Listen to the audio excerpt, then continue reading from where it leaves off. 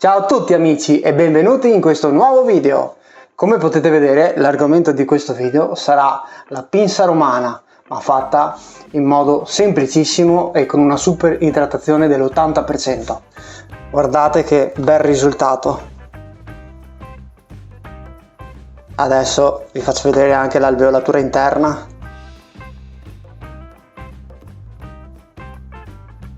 Apro una piccola parentesi. La pinza romana è nata nel 2001 da Corrado Di Marco ed è costituita da un mix di farine e prefermenti.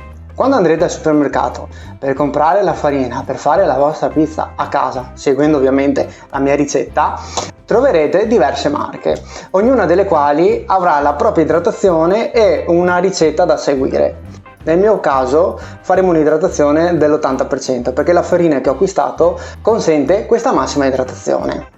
Quindi mi raccomando, questa è una cosa che dovete seguire alla lettera. Se la farina che trovate dice 75%, non andate oltre il 75%, però per il resto potete seguire la mia ricetta.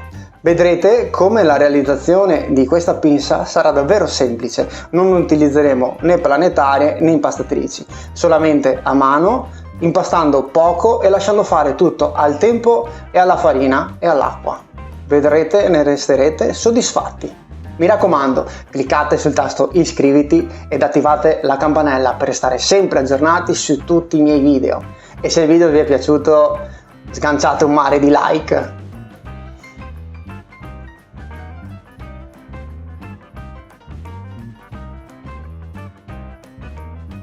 Per la video ricetta di oggi abbiamo bisogno di 500 g di farina per pinza, 400 g di acqua, mi raccomando acqua di frigorifero, 25 g di olio extravergine d'oliva, 12,5 g di sale e 3 g di lievito di birra secco. Come prima cosa andiamo ad unire il lievito alla farina, andiamo a mescolare. A questo punto prendiamo l'olio e lo andiamo a riversare nell'acqua, andiamo a mettere il sale e andiamo a mescolare finché il sale non si è sciolto completamente. Vedete questa tecnica quanto facile è. Andremo ad unire tutta l'acqua direttamente alla farina. Una volta che il sale si è completamente sciolto, andiamo a riversare tutta quanta l'acqua all'interno della ciotola con la farina. Ed ora con l'eccapentola iniziamo a mescolare. Andiamo avanti a mescolare finché l'acqua non è stata assorbita completamente dalla farina. Poi vedrete sarà molto semplice e lasceremo riposare il nostro impasto. Il nostro pre-impasto chiamiamolo, perché non è ancora formato. Ecco qui, come potete vedere ha assorbito completamente l'acqua e non è praticamente formato il nostro impasto, non c'è nessuna maglia glutinica. A questo punto è arrivato il momento di lasciarlo riposare per 30 minuti in frigorifero. Andiamo a chiuderlo e noi ci vediamo fra 30 minuti. Dopo 30 minuti in frigorifero andiamo a vedere come si presenta il nostro impasto. Vedete che sta iniziando a crearsi la maglia glutinica. Adesso, aiutandoci con una spatola, andiamo ad impastare in questo modo, dall'esterno verso l'interno. Vedete con questa tecnica l'impasto come sta diventando bello liscio. Noi non ci accontentiamo di questo. Andiamo a fare dopo un'altra pausa di 30 minuti in frigorifero. Una volta ottenuto un impasto simile a questo, andiamo a chiudere il contenitore e mettere in frigorifero l'impasto. Aspettiamo altri 30 minuti. Ecco il nostro impasto come si presenta dopo 30 minuti di frigorifero.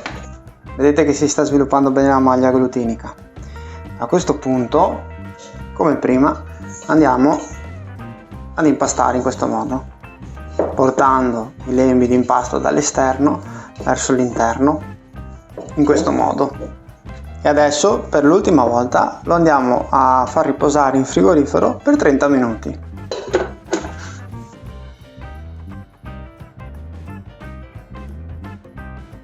Dopo altri 30 minuti è arrivato il momento di andare a fare le pieghe. Quindi prendiamo il nostro impasto, facciamo così su se stesso. Vedete come appiccica poco le mani. Questo è un impasto all'80% di idratazione impastato a mano. Vedete quanto è semplice. Il trucco è utilizzare acqua completamente fredda. Io sto utilizzando acqua a 4 gradi. Ecco qui. Fatte le nostre pieghe, andiamo a chiudere la nostra ciotola e la mettiamo in frigorifero a maturare per 24 ore. E noi ci vediamo domani per andare a creare le nostre pinze.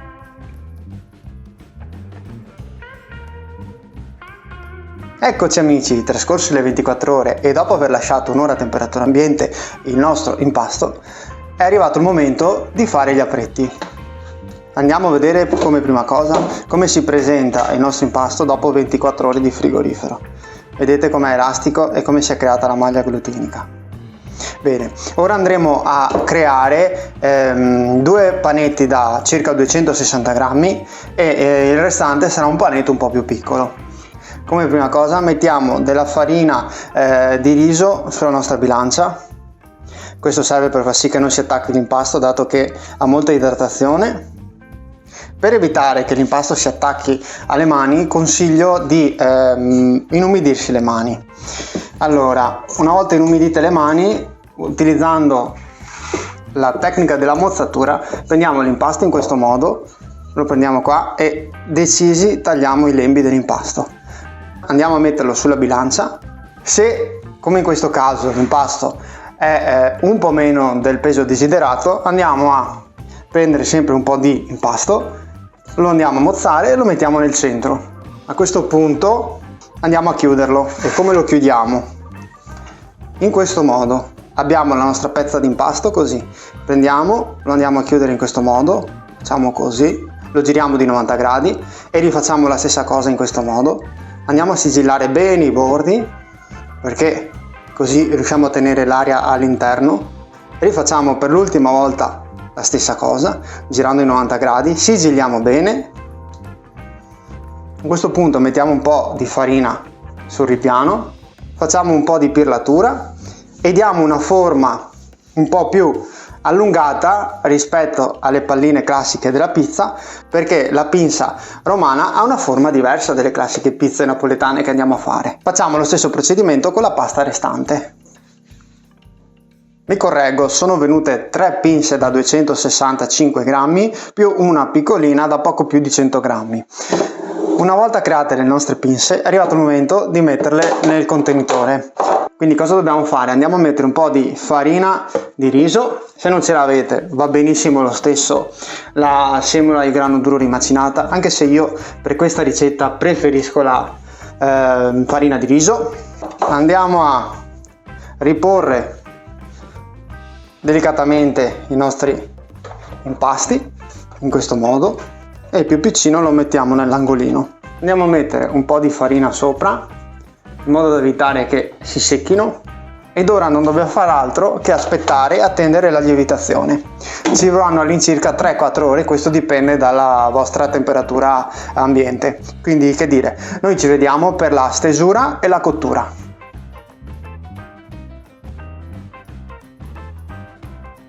Adesso che sono passate 4 ore andiamo a vedere come sono i nostri apretti. Venite, sono lievitati per bene.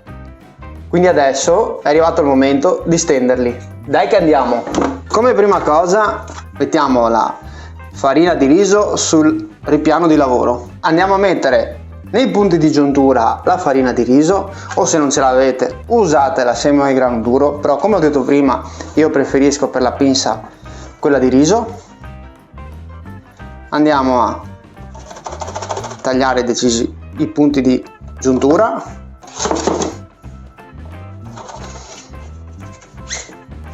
Tiriamo su e andiamo a riporre l'impasto.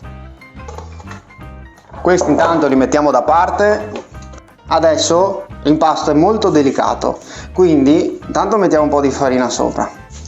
Dovete partire dall'alto verso il basso e la parte esterna in questo modo. Bisogna sigillare la pinza in modo che l'aria rimanga tutta all'interno. Ok? Adesso dall'alto verso il basso. Ecco qui, la nostra pinza è stesa. Adesso non ci resta altro che andare a portarla nella pala. Così, in questo modo. la andiamo a sistemare delicatamente.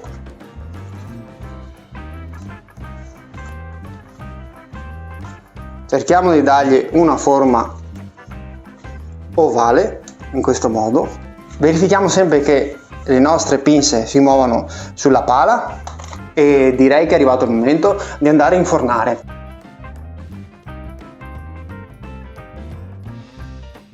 Il forno va preriscaldato a 250 gradi. Questa volta per la cottura andremo ad utilizzare la leccarda del forno capovolta, posizionata nel centro del forno. Perché preferisco la leccarda in questo caso alla pietra refrattaria? Perché la leccarda dal mio punto di vista dà un effetto più crunchy alla base della pinza. Quindi provateci, mi raccomando, e fatemi sapere nei commenti qui sotto se preferite cuocere la pinza con la pietra refrattaria o la leccarda capovolta, mi raccomando. Per la base bianca andiamo a mettere un po' di olio e andiamo a infornare per circa 6 minuti.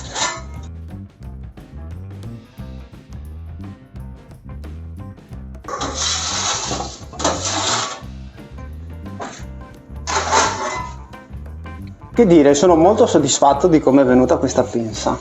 È venuta omogenea e questa cosa mi dà proprio soddisfazione. Sentite il rumore? Quindi è anche croccante, è soffice come potete vedere, è ben cotta sotto, sentiamo? Anche sotto fa un bel rumore. Che dire, è ora di condirla però. Adesso vi mostro un condimento che a me piace molto: porchetta, mozzarella di bufala e sale rosso dell'Himalaya.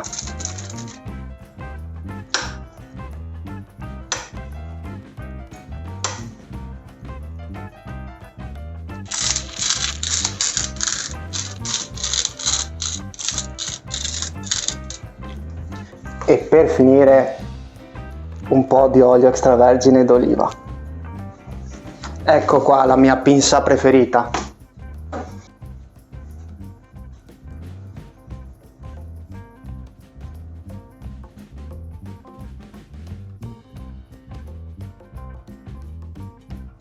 Che ne dite? Non è arrivato il momento di andare a vedere com'è la struttura all'interno di questa pinza? Andiamo a vedere. Andiamo a vedere tutto lo sviluppo della maglia glutinica. Vedete? Gli alveoli ci sono. Andiamo a vedere da un'altra parte della pinza come si è sviluppata.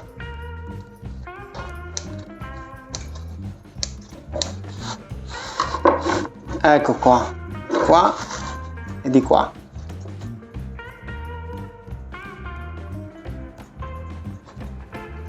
Vediamo quest'altra parte. Beh, sono molto soddisfatto. Sono molto soddisfatto. Beh, mi sa che ora tocca sacrificarmi per voi. Con questo ben di Dio. Assaggiamo.